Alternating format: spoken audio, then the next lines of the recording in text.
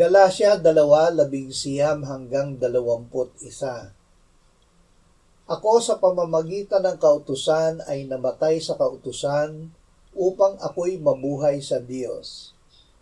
Ako'y ipinakong kasama ni Kristo at hindi na ako ang nabubuhay, kundi si Kristo ang nabubuhay sa akin. At ang buhay na ikinabubuhay ko ngayon sa laman ay ikinabubuhay ko sa pamamagitan ng pananampalataya sa anak ng Diyos na sa akin ay nagmahal at nagbigay ng kanyang sarili dahil sa akin.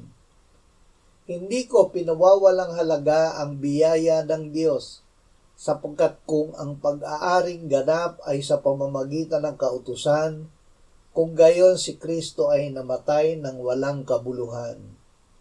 Dahil Diyos ang gumawa, mapapanaligan natin ang ginawa ng Diyos sa atin dahil ito ay sinasabi niya sa kanyang salita. Ayon sa kautusan, tayo ay namatay dahil sa ating mga pagsuway.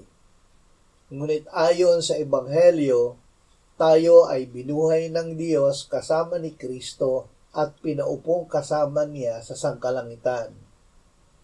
Sapagkat sa biyaya, tayo'y naligtas sa pamamagitan ng pananampalataya, at ito'y hindi sa pamamagitan ng ating sarili, ito'y kaloob ng Diyos, hindi sa pamamagitan ng mga gawa upang huwag tayong magmalaki. Dahil ito ang sinasabi ng salita ng Diyos, masasabi natin gaya ni Apostol Pablo, ako'y ipinakong kasama ni Kristo, at hindi na ako ang nabubuhay, kundi si Kristo ang nabubuhay sa akin. At ang buhay na ikinabubuhay ko ngayon sa laman, ay ikinabubuhay ko sa pamamagitan ng pananampalataya sa anak ng Diyos, na sa akin ay nagmahal at nagbigay ng kanyang sarili dahil sa atin.